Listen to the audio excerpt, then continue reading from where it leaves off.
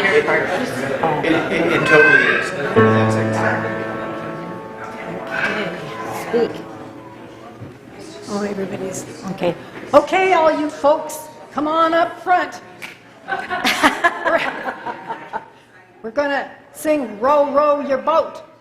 You don't want to miss it. Okay. Row, row, row your boat gently down the stream. Merrily, merrily, merrily, merrily, life is but a dream. Row, row, row your boat gently down the stream. Merrily, merrily, merrily, merrily, life is but a dream. Row, row, row your boat gently down the stream. Row your boat gently down the stream. Merrily, merrily, life is but a dream. Gently down the stream, your boat gently down the stream. Life is merrily, merrily, merrily, life is but a dream. Your boat gently down the stream. Merrily, merrily, merrily, merrily, life is but a dream. Thank you.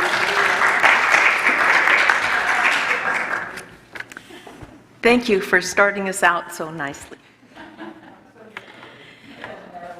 Hello, I'm Lisa Conger, your lay leader this morning, and I want to welcome you to the Unitarian Church of Spokane, and we're glad to have you with us. UUCS is a welcoming congregation, and we appreciate your unique background, beliefs, lifestyle. If you're one of our longtime members or are visiting us for the first time or been here just a short time, or watching online, we're glad to have you with us. And I'd like to especially welcome Jerry White, our guest speaker, whom I'll introduce a little bit later before his sermon. So please take a few moments now to greet one another and be sure to say hello to someone you haven't met yet.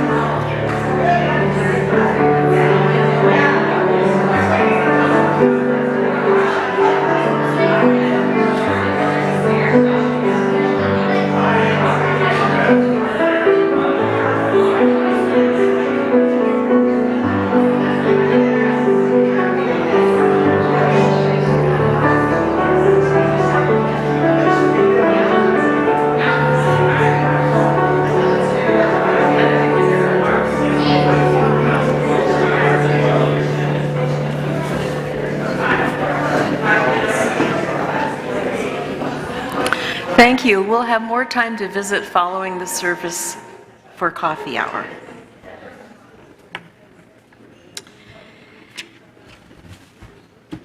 We now turn from our informal greeting of one another to formally begin our service by lighting our chalice, the symbol of Unitarian Universalism, the symbol of our unity and solidarity, of our openness and inclusion, of our community and individual uniqueness. May this small flame be our offering of warmth to those who are cold and alone, and a light to those in darkness. May it be a flame that ignites justice in our world and a beacon of hope to those in need. And may it reflect at least a spark of truth wherever truth has been lost, and cast a healthy shadow of doubt where it has been found. Since our focus this morning is on water, specifically rivers, I would like my opening words to flow as water can, To aid me in this, I share this poem by Sherry Wagner, entitled Creek Song. It begins in a cow lane with bees and white clover, courses along corn, rushes Alexandrando against rocks. It rises to a teetering pitch as I cross a shaky tree bridge, syncopates a riff over the dissonance of trash, derelict icebox with a missing door, mohair love seat sinking into thistle. It winds through green adder's mouth, faint as the bells of Holsteins heading home. Blue shadows lengthen, but this undertow of a harmony pulls me on through raspy Joe Pye weed and staccato barbed fence. It hums in a culvert beneath cars, then empties into a river that flows oboe deep, past Indian dance ground, water wheel and town, past the bleached stones in the churchyard, the darkening hill. And from John O'Donohue, an excerpt from his poem, In Praise of Water. Water, vehicle and idiom, of all the inner voyaging that keeps us alive, blessed be water, our first mother.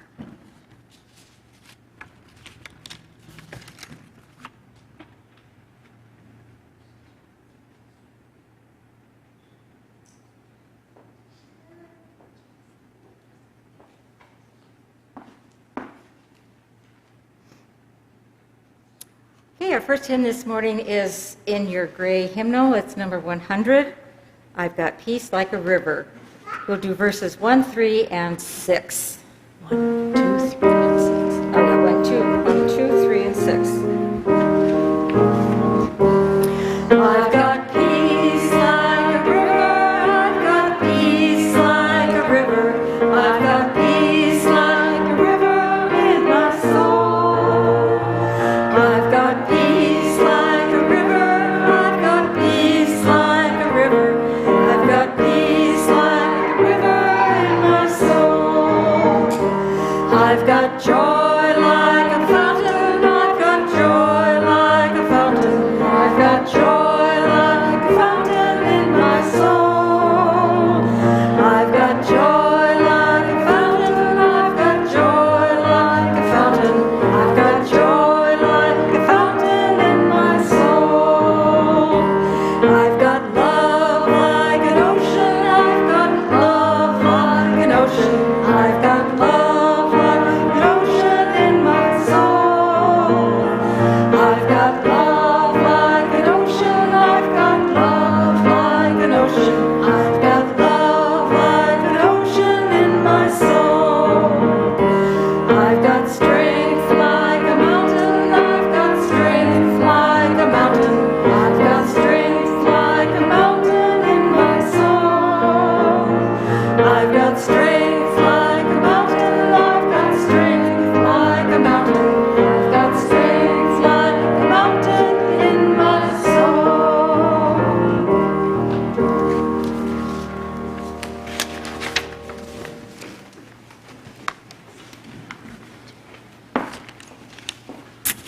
Each time we gather as a congregation, there are always those who are with us in our hearts and minds and who we want to wrap in our love and care. We kindle light this morning for casualties of the war in Ukraine. Let us share a moment in silence, embracing others who are here in our hearts this morning. You are welcome to say their names aloud as you are willing.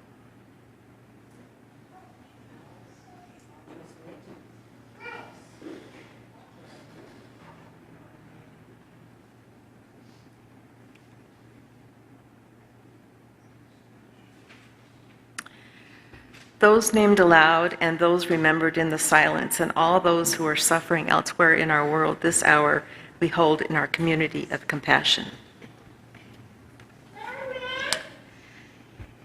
July's special collection is to benefit Meals on Wheels of Spokane and their Mid-City Concerns program. Inside your order of service, you'll find a small envelope. Please use these if you want to donate. And don't lick them because we reuse them. Since 1967, Mid-City Senior Center has provided a nutritional and social lifeline for seniors through their downtown meal site in Spokane and Meals on Wheels delivery to elderly disabled homebound seniors.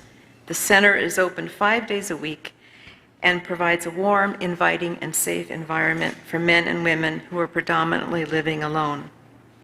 With the help of more than 450 volunteers, including some congregational members, they serve over 500 meals daily and more than 170,000 meals per year.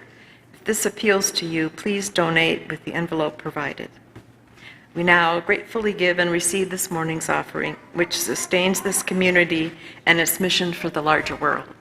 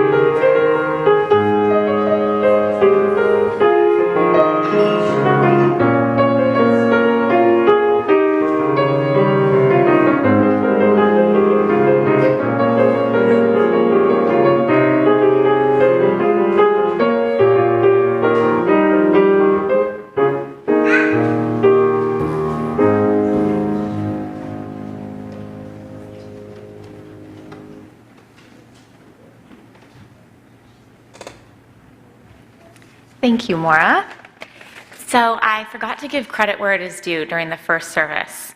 This is something I have adapted from Molly Hausch-Gordon and Jamila Batchelder. So with that out of the way, I invite all of the children to come forward if you'd like for our time for all ages, but please know that today's story involves everybody. And so kids, if you want to help be my leaders, you can choose to actually stand up in front of section number 1. So everybody in section number 1 here, hold up a number 1. There's just 2 of you. There you go. Oh, 4. There we go. Nice and strong. Good. Section number 2. Section number 3. And section number 4. Brooklyn, do you want to lead one of the groups? Yeah? Which group do you want to lead? 3. Perfect. And Theo and Zuri, you can help Brooklyn lead group number 3 if you'd like to. Okay? All right. So section number 1 gets us started. You're going to make your fingers drop like rain. Yes, just section number 1. And keep going until I tell you to stop. Rain falls upon the surface of the earth, and pulled by gravity, each drop begins to flow downhill. Keep going. Section number 2. Drop merges with drop, flowing together into a trickle, a streamlet, a creek, a mighty river flowing onward. Good. Sections 1 and 2, keep going. Section number 3. Ready to help, Brooklyn? Some of the water seeps down into the earth itself as groundwater or deep aquifers where it will stay for days, years, or even millennia. Good, so sections 1, 2, and 3, keep going. And now section 4. Until it's pulled up again by tree roots, wells, springs, and geysers, so that the sun's rays warm the water, calling it back into vapor, so that it can rise up, up, up into the higher atmosphere to where the air grows cool. There, the water vapor slows and cools and begins to turn again back to droplets. Droplets find droplets and join together again and again, forming clouds growing heavier and heavier, until at last the weight of them pulls them down again, and rain falls on the surface of the earth again. Everywhere on earth, at every moment, is somewhere in this never-ending cycle. Thank you for illustrating that cycle this morning. You may rest your hands. Some of you know that I'm a movement teacher, and so it's a lot of fun to see you all moving with me this morning. So what you just illustrated was the beautiful water cycle that exists in nature, but it doesn't only involve rivers and plants. It also involves creatures. The water cycles through all of us, too, coming in and out of our bodies in lots of different ways. That means that the molecules in our Spokane River could have been in the tears of joy and sorrow cried by the first person who ever felt love, or that the water from our church sink contains within it molecules that were once in the best tomato soup someone ever had, or in the blood of the mothers that birthed our grandmothers, grandmothers, grandmothers, grandmothers, or even in dinosaur pee. Ew, says Theo. So let us remember that water connects us to everything that has ever been and everything that ever will be. That is the power of the water that we share. And now please join me in singing our children out to Play Club.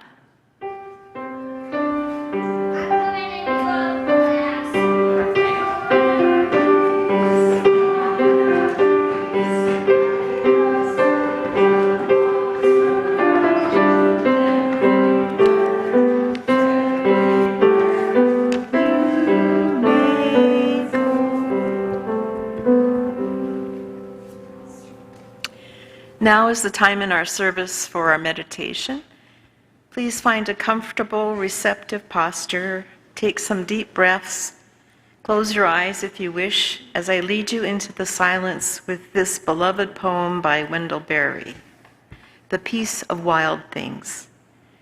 When despair for the world grows in me, and I wake in the night at the least sound in fear of what my life and my children's lives may be, I go and lie down where the wood drake rests in his beauty on the water, and the great heron feeds.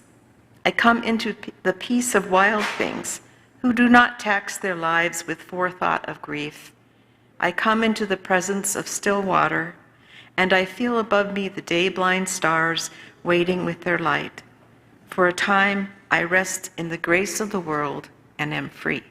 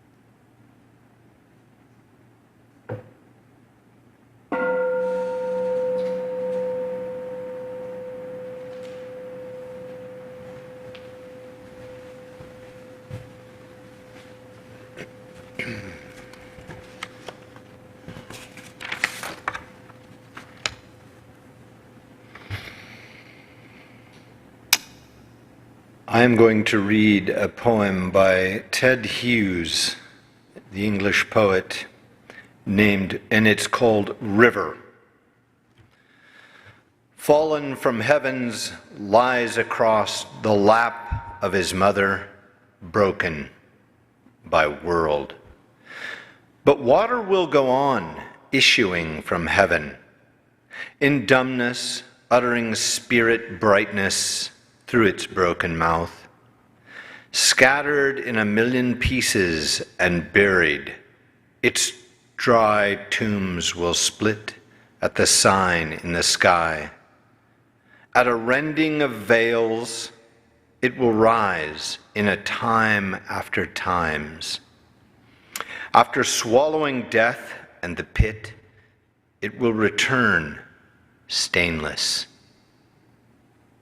For the delivery of this world, so the river is a god, knee-deep among the reeds, watching men, or hung by the heels down the door of a dam.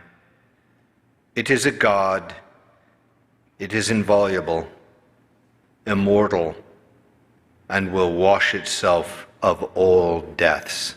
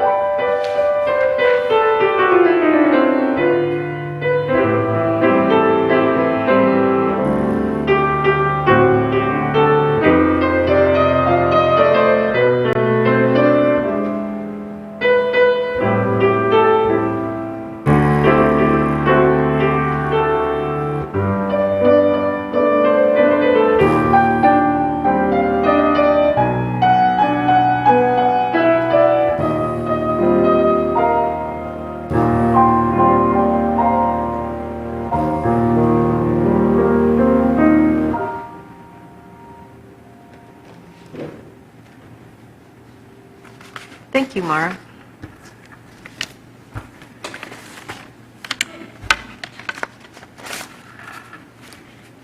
I am happy to introduce my friend Jerry White Jr., who became the Spokane Riverkeeper in 2014 after being an unofficial advocate for fish and rivers for many years.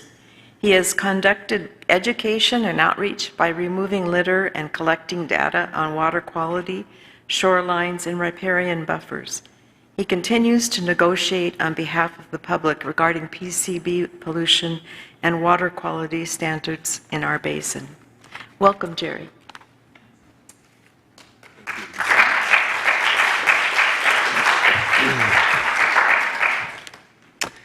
Good morning. It's great to be here with everyone. And in the program, my sermon is called The Clean Water Act 50 Years On. And it will be somewhat a discussion of that, but I hope it's much more than that. And in fact, well, I won't try to describe it anymore. I'll get right into it. So, as Lisa mentioned, I'm the Spokane Riverkeeper here in Spokane, and we actually have two employees who are also riverkeepers in our organization who do this great work, and hundreds of volunteers. So, I'm looking forward to sharing some perspectives around some of that work and where we think we need to go in the future.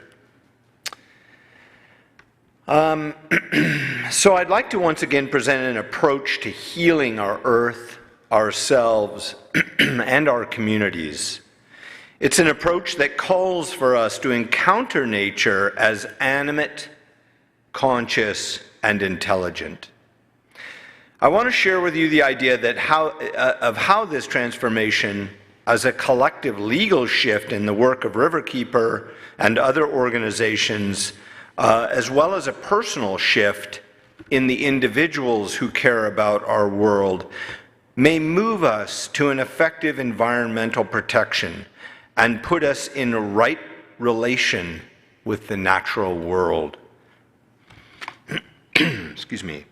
In 2008, I left school teaching and went to work for a nonprofit that worked for healthy runs of wild salmon in the Columbia Basin. When I announced my plans to a good friend, she asked me if I were going to go to the river and ask the salmon what they wanted. I was not surprised by the question, as this is the kind of advice that was not unknown for my friend to ask. She was, after all, an acute listener. But I wasn't ready for this question in any real sense in 2008. But since then, I now take the question far more seriously. So seriously that I believe it's the key to the work of ecological and personal connection and healing of our earth. What does happen if we ask the salmon or the river what they would like? Engaging in the question creates the opportunity to reframe the effort of environmental recovery and personal relation so as to include the object of our efforts in this personal dialogue. It creates an encounter that feels revolutionary, but is in fact very ancient. I believe that the question can lead us to direct experience with nature that is interactive and reciprocal. An experience wherein we can receive and answer to the things that are critical to the work of protection, recovery, as well as individual health and well-being. So here's a few thoughts on the collective work of environmental organizations and the legal transformation that needs to happen. And this is largely the work of myself and others at Riverkeeper, as well as many other organizations that are at work for our environment. At present, much of the environmentalism engages in the difficult work of protecting or restoring environments or creatures from an eminently practical and anthropocentric framework. By that I mean it does not ask any questions of the river. At Spokane Riverkeeper, we like to say, and we are in fact, working for a fishable and swimmable river. That is the language of the Clean Water Act of 1972, which views nature as a thing, as does the larger society, a thing that can be owned and possessed.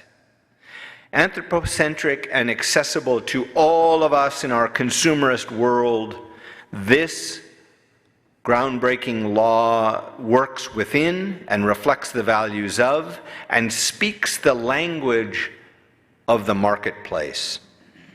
So at Riverkeeper, we sit on task forces, subcommittees, and advisory boards that work in the world of data and legal cases, on Zoom calls, and in windless rooms far from the river that policies affect.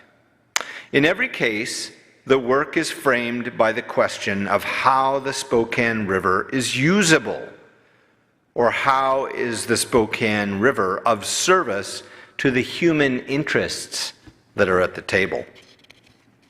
The paradigm is best illustrated with an analogy that my father once told me when I was just a kid. He explained the purpose of nature and biodiversity through this story about planes and rivets. The analogy was that species in nature were rivets on an airplane. If you pop every fifth rivet, the plane will still fly. However, if you continue on and pop out more rivets, one day the plane will fly into pieces. That disaster is at the basis of the stories that an Anglo civilization that we're all members of tells itself. that nature is a tool to be preserved like rivets on a plane that keeps us from catastrophe. And while this is true, and I acknowledge it, for very practical reasons it's true, this worldview typifies values that define our present environmental movement. This is in part because we live in a world and work in a world in the shadow of and as a function of, frankly, a neo-colonial and world capitalist system. We're working to protect a resource for the marketplace, be it industrial or even recreational. Nature is a thing that can be manipulated, harnessed, enjoyed, harvested, used, understood, apprehended, and acted upon as one would ride an airplane. And thus, it is here to be stewarded and preserved by humans for our satisfaction. Nowhere in this model do we imagine that hummingbirds or rivers or fir trees or trout may have their own desires, their own will, their own intelligence, or ultimately even their own consciousness. Nature, for most, simply does not exist outside our own will, our own ideas of utility and purpose. However, outside the framework, outside our Zoom calls in 2022, we're all beginning to feel that something huge is happening. Something like the tides of an ocean working in concert with the moon is reshaping our world and that which will be handed to younger generations.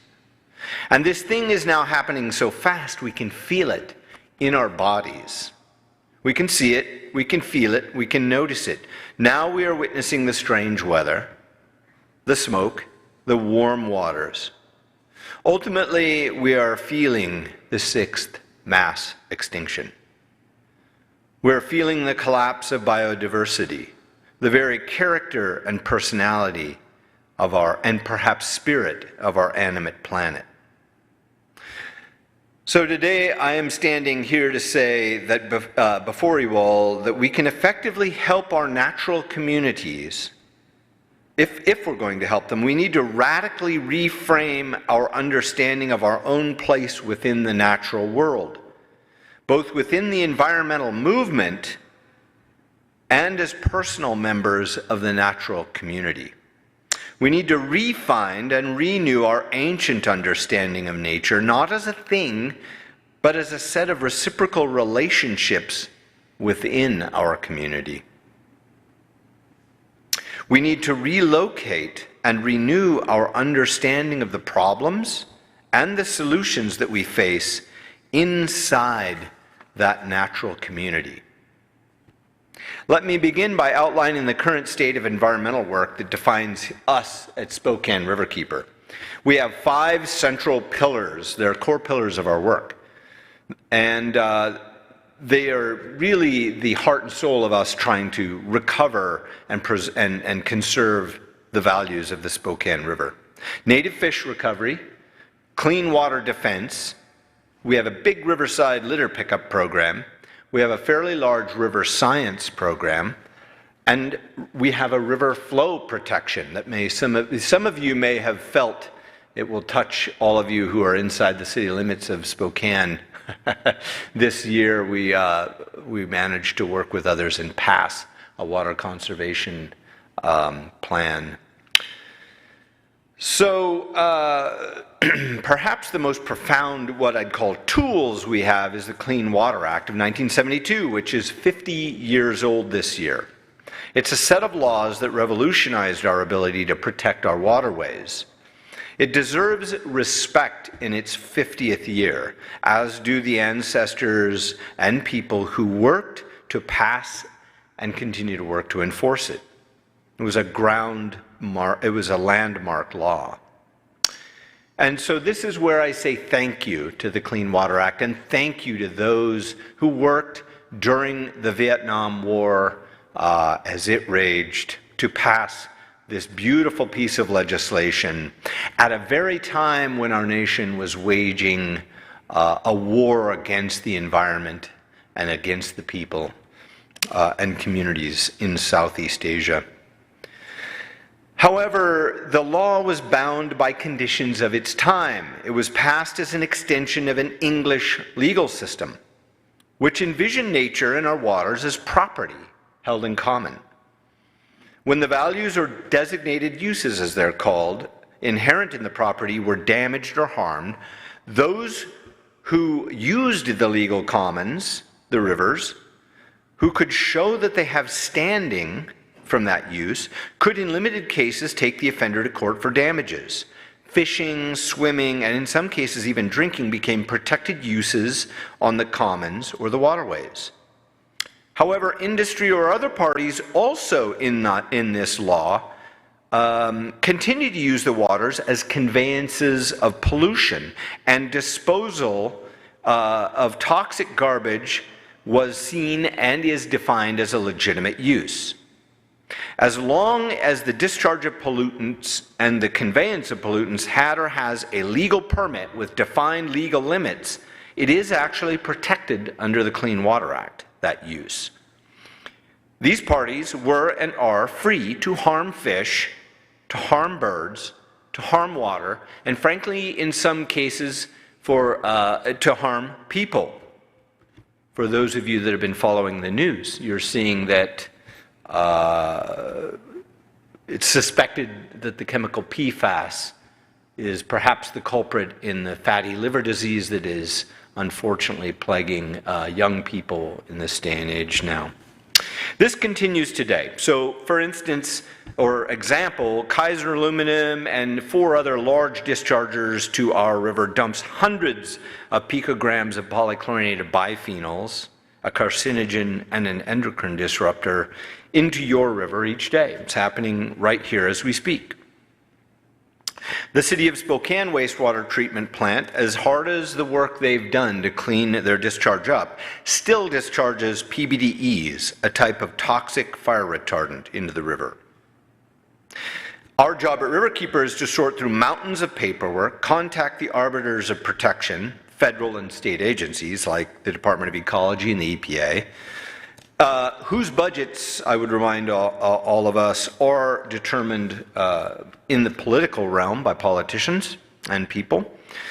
And our job is to negotiate for water and to keep the pressure on these agencies to assure that the policy firewalls reflect adequate protection of the commons under this legal arrangement. In this case, the Spokane River is the object of our protection. And in some cases, we can use third-party lawsuits to assure that discharge of pollutants to the river do not exceed legal limits. We actually have 2 legal cases underway at the moment for exceeding permits. The concept is deeply affected by the neoliberal context and the U.S. zeitgeist at the time in the 1970s. That is, that all of these uses of the inanimate nature would be protected by humans so that nature would and could continue to be the servant of multiple masters, not the least of which was the marketplace. What we now know are 2 things that speak to the need of collective reform if we are to be in right relation to nature in the 21st century. As a movement, and I'm talking about as an environmental movement, of which the Riverkeeper is a part of, we can no longer cooperate with systems that view nature as an inanimate collection of resources and processes put here as our playground, our dumping ground, or a treasure trove to mine at will. We have outgrown the Clean Water Act. So what I'm putting forward here is that we need a new legal framework that creates and acknowledges and protects the natural world around us as a community with its own ideas, its own thoughts, its own will, its own orientation, its own animation, sentience, perhaps consciousness, and certainly its own intelligence. The Clean Water Act is no longer adequate to hold the expansive paradigm that assumes the natural intelligence of the river and its living connection to the community we're a part of. Its orientation is just too narrow. Even as it stands in the 21st century, it is no longer adequate to provide protection for the natural world, however we are in relationship to it. The act is what the Clean Water Act is often called. The act is now riddled with loopholes and hacks that allow the marketplace to accelerate their utilitarian push to externalize economic costs to the commons, your river, not to mention the world's ecosystems and people. Provisions like mixing zones, variances to pollution, which are sort of exceptions, the bizarre conceptual barrier that the law determines between groundwater and surface water, totally artificial, and the limp regulation around what are called non-point sources, which is just runoff from the land and roads, have all served to make the Clean Water Act a shadow of protection for the natural world. During the last administration, several local dischargers here in Spokane worked with the EPA and rolled back the standard that limited the dumping of polychlorinated biphenyls. They did so successfully over the protests of Washington treaty tribes, indigenous peoples, and advocates like the Spokane Riverkeeper and the Puget Sound Keeper. We can correct this, though. That's the good news, which is we simply need to establish right relations. The Spokane Riverkeeper proposes that society acknowledges the rights of rivers and codifies those rights in legal systems wherein the rights of rivers to health and well-being are actually enshrined. Therefore, Riverkeeper, a little bit of a news release here, I guess, prior to the actual news release later this summer. Therefore, Riverkeeper will soon call for a new paradigm locally, one that at once affords natural systems like the Spokane River rights to exist beyond its conception as property. A legal system that could also provide protections for the Spokane Valley Rathdrum Prairie aquifer and creatures like trout and salmon who depend on these waters. We call for the recognition of the Spokane River and the aquifer to be acknowledged as having the inherent rights to exist. They should have these rights afforded and codified in our legal systems and be represented alongside corporations, alongside municipalities, and members of the community that guarantee flow, clean water, and healthy populations of fish. Doing so acknowledges their importance as members of the community with us, alongside us, bound up in a relational web of mutual well-being. We need to reform that which will bring an end to systems wherein market forces use excessive and relentless political pressure to continue to widen the definitions of acceptable destruction under the Clean Water Act. We need to end the race to the bottom that is so apparent in the legal and policy interface with your waterways. So rights for the Spokane River would allow us to say no amount of pollution is legally acceptable.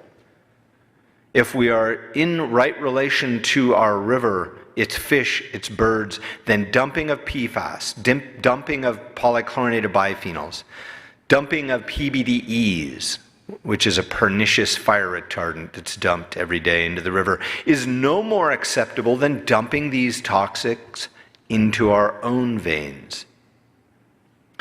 Such a system has precedent. It's been done, by the way. It has become known as the rights of nature movement.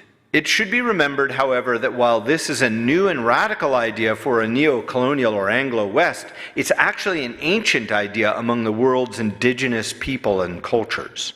From Siberia to South and North America to Southeast Asia, the idea that the world is animate has been the norm for millennia. And while English legal systems and orientations have often dominated court systems with property law in a post-colonial world, it is Ecuador that was the first nation to write the rights of nature into its constitution. The people of Ecuador amended their constitution to recognize the inherent rights of nature, or Pachamama, in the year 2008. This is in large part due to an indigenous rights movement that led to the Amazon basin protection. Article 71 of the Constitution of Ecuador states that nature, or Pachamama, where life is reproduced and exists, has the right to exist, persist, maintain itself, regenerate its own vital cycles, structures, functions, and its evolutionary processes. Closer to home, the Nimipu Protecting the Environment organization began work on formulating a resolution that would give the Snake River, just to the south of us, fundamental rights. In 2020, the General Council of the Nimipu, or the Nez Perce tribe, adopted the resolution recognizing the rights of the Snake River to exist, flow, and regenerate. So, at the end of this summer, on the river, the Spokane Riverkeeper is committing to announce this change, to transformation. We are going to sign the Universal Declaration of the Rights of Rivers. Spokane Riverkeeper, you heard it here, is going to publicly, if symbolically, signal that we believe in and are committed to the need to reframe our work and the legal system within our world to see and create the right relation within nature and our river. We will call for the Spokane River to have an inherent right to exist and to be healthy, and we will call for those rights to be enshrined in our legal system. What about personal areas of reformation to support these kinds of legal and movement, sort of larger, organizational transformations? So I believe that this transformation it's critical that there's a personal component with each of us as well. So if we're to be successful collectively, it requires all of this internal work that I call, it's actually not my term. None of this is, of course, by the way. This is all ancient wisdom that I'm putting out here. But it requires us personally to have a spiritual encounter. Each human participant will at once enhance and promote our individual spiritual and physical health, as well as lay the groundwork for these new rights of nature-based environmental movements, if we can adopt several reframing aspects. Such a transformation might locate us inside of a natural encounter or a relationship with an intelligent, independent nature. I believe that we stand to recover something long lost in ourselves, but is still there within ourselves. An ancient orientation to the natural world that can have a profound effect on our individual and collective health. If we do, we might then one day understand that we are not separate, that we are nature. We might understand what Carl Sagan meant when he said, "We are a way for the cosmos to know itself." So here's some things to think about. One, engage with direct experience with nature. So fully inhabit your body, our body, and your place. It's simple. It can be as simple as lying in the grass, or swimming in the river, or just taking a walk and actively listening. Go beyond mere observation and interact with nature. Robin Artisan describes the difference between the natural encounter and observation this way. For example, a man studying a population of gazelles might spend a long time observing them without ever encountering them. Encounter here obviously means more than just having something come within range of your senses. To encounter a creature in the spiritual, ecological sense of the word is to experience it as a sovereign entity that comes forth from itself and its own kinship system, not from within Western science or a story or a myth. Number 2, ask yourself how the forest or the river is perceiving you. This is a fundamental question that can change one's life. In his book, Becoming Animal, David Abram asks this simple question: how does my weight feel to the grasses I'm walking on? How do my steps feel to the terrain itself as I walk upon it? It can be quite powerful to think in this way. 3, don't throw out modern mathematics, science, inquiry, nor the critical mind. We are all are essential in ensuring that the quackery of superstition does not poison your method. Number 4, remember that the way in and the way out is based on mystery. Often, nothing is as it seems. Learn to understand that often we're encountering the past and the future at one time, and in what we observe in the present moment. With time and practice, we can begin to see this with discernment. But remember, our bodies are our instruments, and if we go far enough with encounter in our work, we might understand what David Abram said: the dimension of depth is ruled by Proteus, the shape-shifting god, whose dominion over sensory experience teaches us to stay loose, to invite magic, to expect metamorphosis. And I'm going to actually add a 5th idea that came to me and my new friend as I was talking after the last sermon over here, which was a gift to me. And we were talking about how this personal connection can be enhanced. And I think giving gifts can be a very powerful way to engage with nature.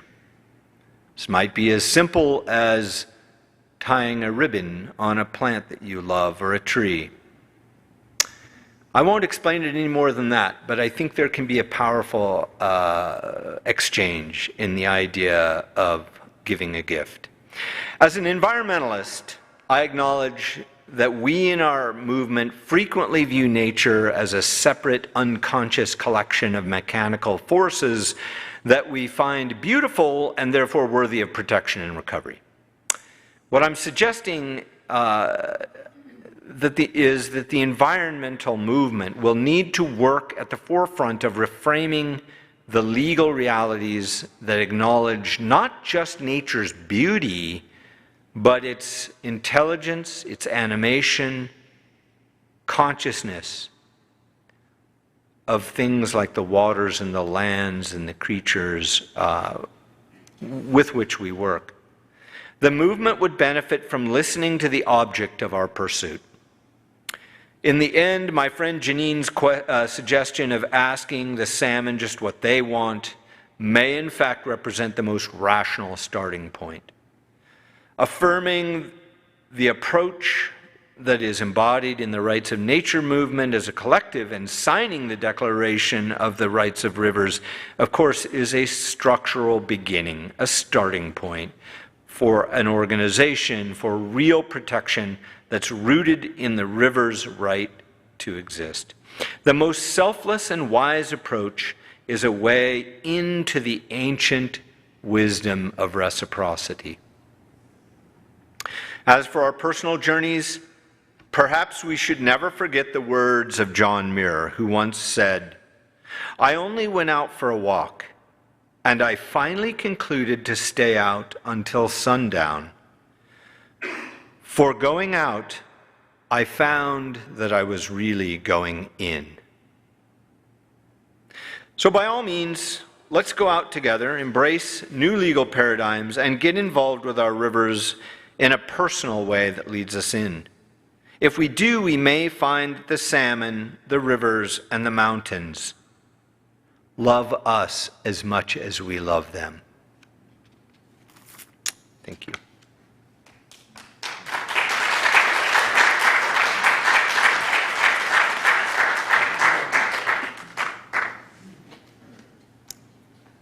Now, if you could stand, we'd like to sing together a song that our about a river that our own Spokane River is a tributary. So we'll sing Roll On, Columbia, Roll On.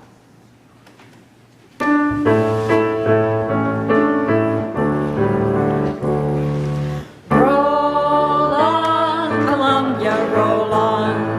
Roll on, Columbia, roll on. Your power is turning the darkness to dawn. So roll on, Columbia, roll on.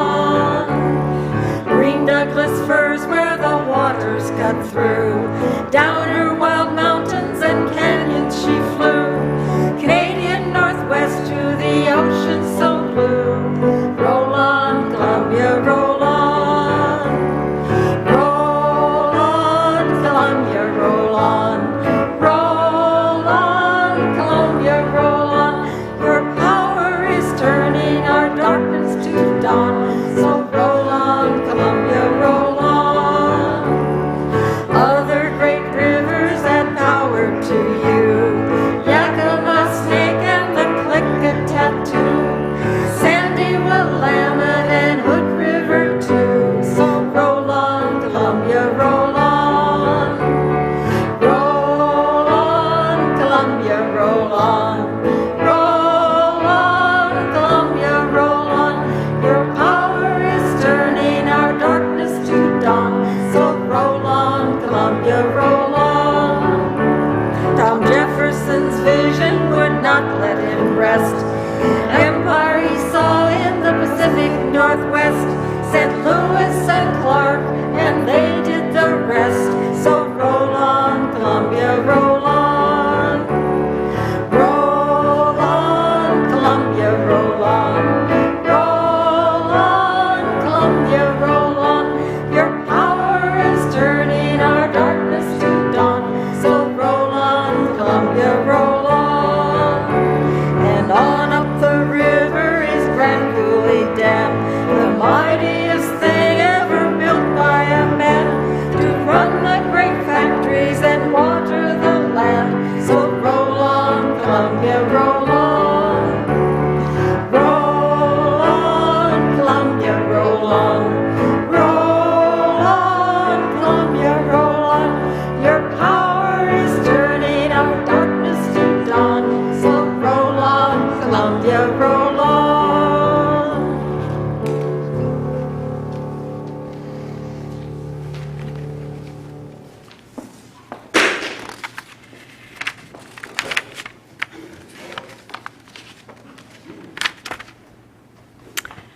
Our benediction is from Spanish poet Antonio Machado.